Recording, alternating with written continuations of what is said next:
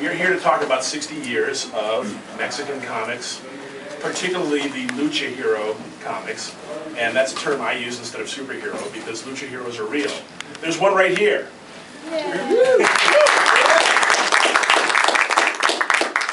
The first thing I want to do is I want to start in the past, and I just want a show of hands who here owns or has read any of these series that you see here.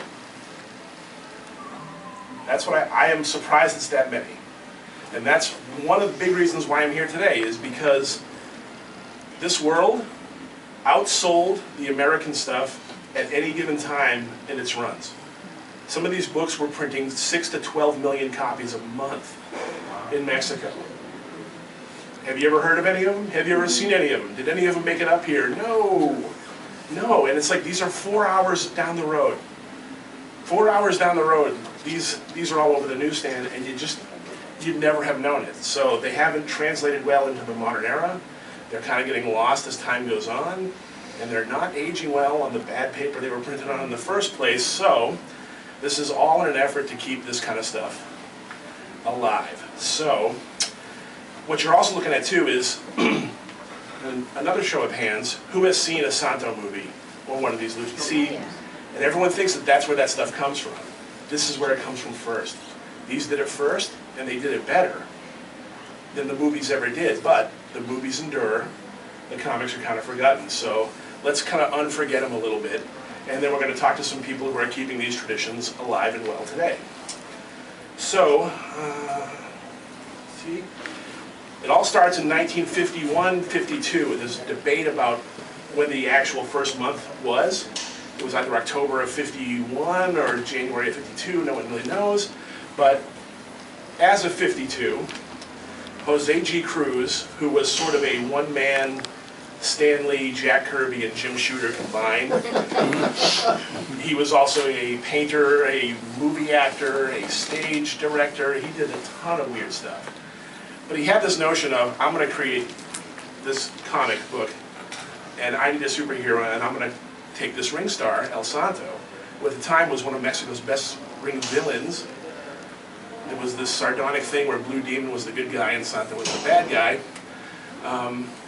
And he creates the Revista Atomica, which is this little 5x6 formatted little digest. And they don't look on the outside all that much different than American comics, but here's the big difference. They're all photo comics. This is not strictly fumetti in the Italian sense. This is not strictly just layers of photos. It was a combination of photography, painting, illustration, and it did the stuff that we do, that guys like me and Jay do in Photoshop all day long, but it did it on acetate layers and weird wax artboards. And a lot of guys with X-Acto knives cutting and cutting and cutting all day long.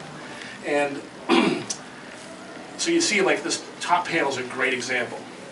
This explosion, that's an illustration, that's probably a painting, or probably a gouache watercolor maybe, who knows.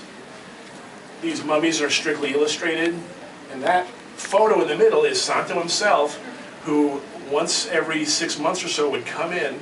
They'd put him in a photo studio against a white background or a black background and shoot him in a ton of shots. So him pressing up, him punching, him flying, him ducking, him getting hit, him hitting, him kicking. And they would keep all these, they're all numbered. You see this little number thing in the panel? 8637 is the number of that Santo pose. And they would keep that probably on an acetate sheet. And if they ever need that press again, I bet that press is probably in 50 issues of this book. You know, that you can just find the same press. It's a grizzly bear, it's another wrestler, it's a mummy, it's a dragon, it's an alien, whatever they needed, you know, they had that pose. So Santo would come in and sort of act these things, and you had this sense of realism, and that's the real Santo. It's not a drawing of a guy, it's not a painting of a guy, it's him. It's really him. And Cruz's, I have some amazing numbers on Cruz's thing. So this is in 1952 he's got these going. Santo doesn't hit the screen himself until 1958.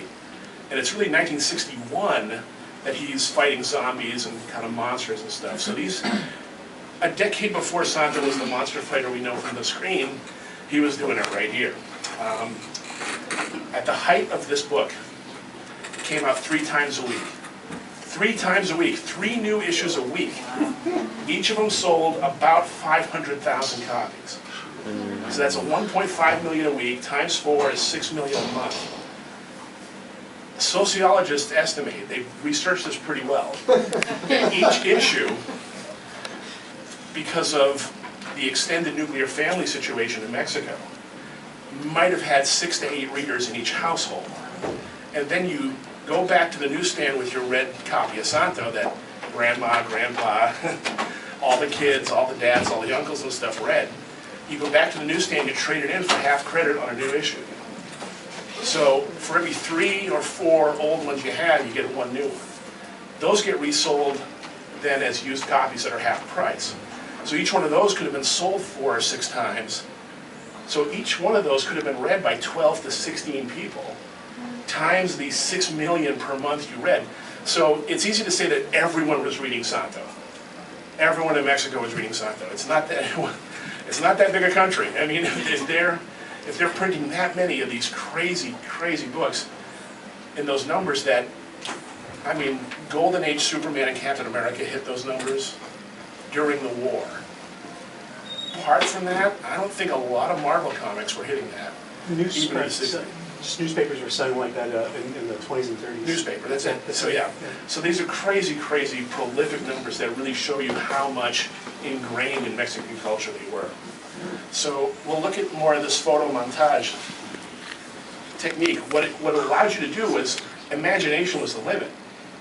You could have these crazy aliens, you could be attacked by little artist dummies. Giant Batman headlock, you know, it's like you were not stricken with budgetary concerns or safety of a stuntman or any kind of reality that a movie studio or a TV studio could produce. You know, the imagination was the limit. So they put Santo everywhere. Santo with a jetpack was common, and he would fly this jetpack and land on a motorcycle and keep going, using the jetpack to shoot the motorcycle even further. You can't do that today. Like stunt crews wouldn't try that now, you know. And then they would do these stories a lot where guys would shrink down and be real small and fight incredible shrinking man style stories where, you know, worms and mice and termites and stuff were suddenly like really big, bad, you know, giant things. So these books were always sepia tone or a single color.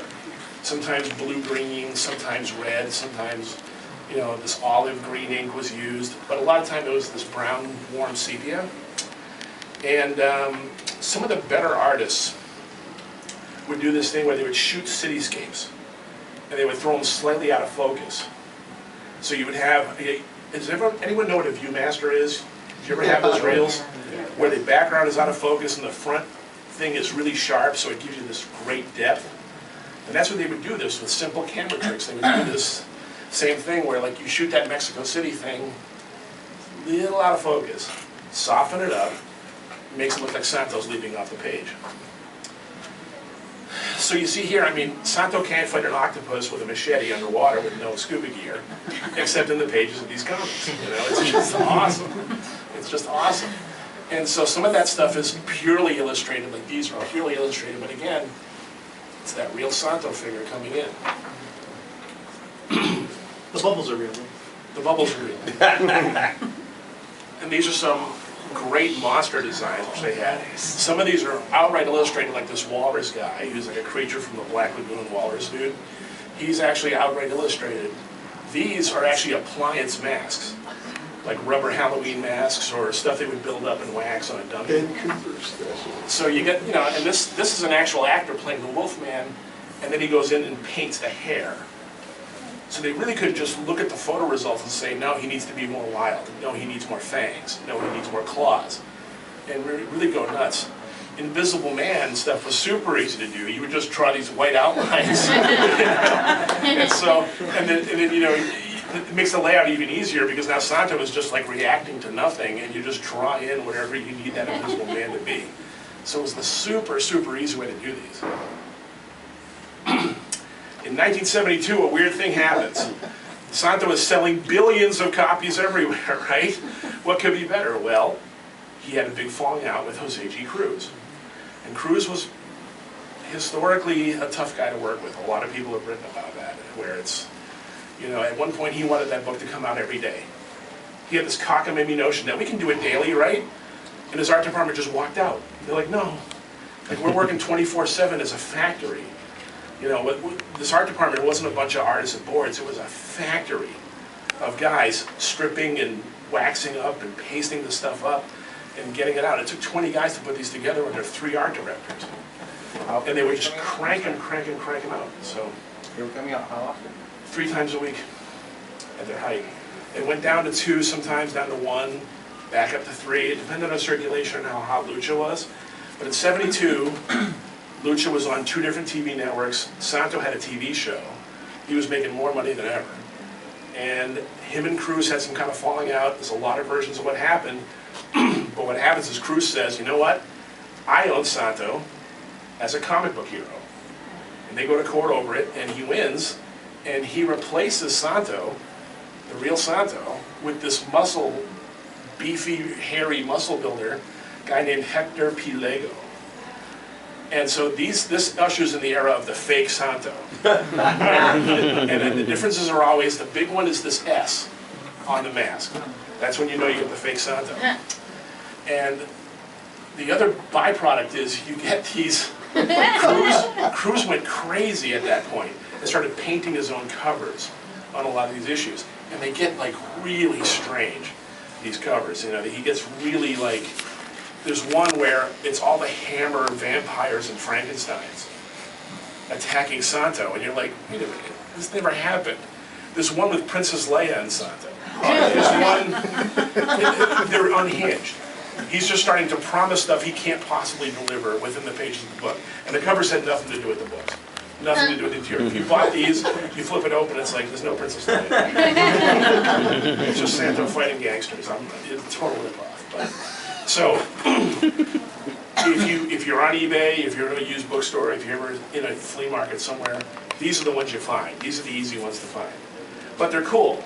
And a lot of them are the old art where you just peeled the Santo off and put the new Santo on in the exact same pose. So, you know, they can still be pretty cool and still very collectible. And even these aren't that common, but they're the only ones you can find nowadays.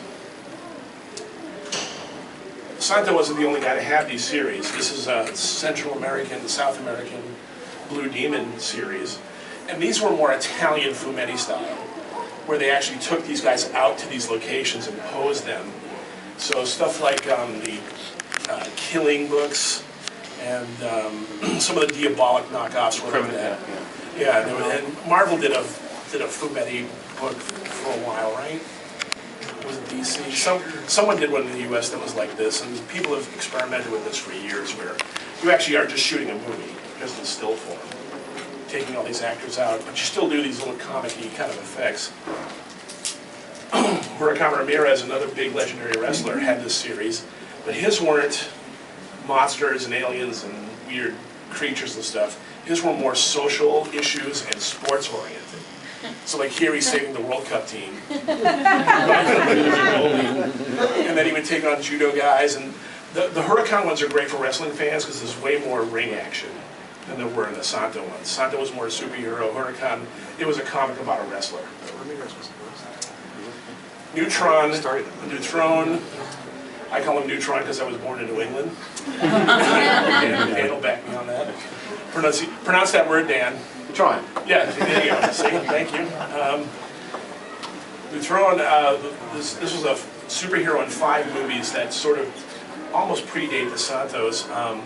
Wolf Rubinsky starred in this movie series, not in the books, but this is probably the best art crew that ever worked on the photo stuff. The covers were terrible, but the interiors really good, and the fights they posed were awesome. So if you can ever find one of these, they're amazing. One, they changed the color ink a lot, so you get red and white issues, green and white issues more.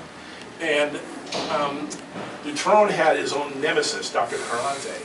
So he was like the Joker for, you know, Neutron's Batman. And he's the only one of these guys who had an ongoing villain that reoccurred. So these are really cool books. You also see this stuff used in all kinds of other magazines and stuff. Lucha Libre magazine, which was the creation of Walente Perez. It's a magazine that launched Mil Mascaras and Tinieblas and a bunch of other guys. Legendary promoter and art director. He would put like 8 pages of these comics into Lucha Libre for years.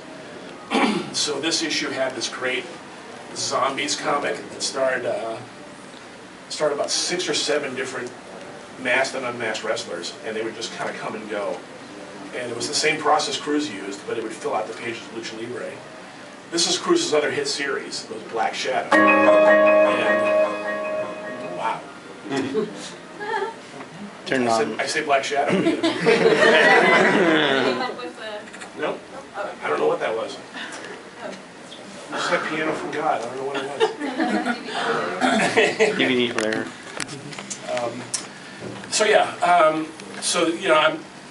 There's a bunch of these out there, and this format really ran roughshod over newsstands and in Mexico. It was just the hugest thing until about the 80s, and it really kind of stops where Cruz just sort of quit one day in the middle of a Santa run and moved to LA. And he died broken alone. It was a very weird chapter, and we don't quite know what happened. And the thing with this format is it did not adapt. There's nothing about this that says 80s comics, and it never went 4-color, it never went full color, it never adapted into magazine form. It was sort of like, this was your grandpa's comics. And by the 80s, the format kind of dies, and it's at that point that we get guys like Charles Burns creating El Borba, and we get a couple other, the Hernandez brothers putting Lucha Libre in their comics. And those guys kind of kept that Lucha Libre comic notion alive, along with a few publishers in Mexico who did traditional illustrated comics the way we know them. And by the 90s, we had guys up in the US who were sitting here looking back at this kind of pedigree in the old Santo movies and started doing their own thing. And that's where I'm going to introduce our panel. So before us is, I'm going to start with Rafael Navarro, who is well known to a lot of this audience, creator of Sonambulo. And Sonambulo is just a chip off the old block of these guys. He is sort of, if Santo had continued on and then was sort of retired but not, and it's sort of the what-if chapter of a lot of these guys' latter careers and stuff, with a supernatural edge. And next to Rafael is Jay Gonzalez, who does a superbly colored, it is the finest colored lucha product I've ever seen, a book called La Mano del Destino. And also welcoming to this panel our own luchador expert in residence, Lestat, who is on his own motion comic. And then Dan Madigan on the end there is the future of this. Is sort of the future of this endeavor. He is in the finest Tiger Mask model. Tiger Mask being a multimedia Japanese property that was comics, cartoons, in-ring, real wrestlers playing the character, and now a live-action movie with a baffling look to it that I can't quite explain. But regardless, it's this multimedia thing where this wrestler is this real guy and this fake guy at the same time. He's doing the same thing with El Último Dragón. So you remember Dragon from AAA and WCW days. He's coming back. There's a Kickstarter available right now for a line of graphic novels. So I will open it up to this panel at this point, and I want to start with, I guess I'll start in the order I've sort of introduced everyone. Raph, what got you into this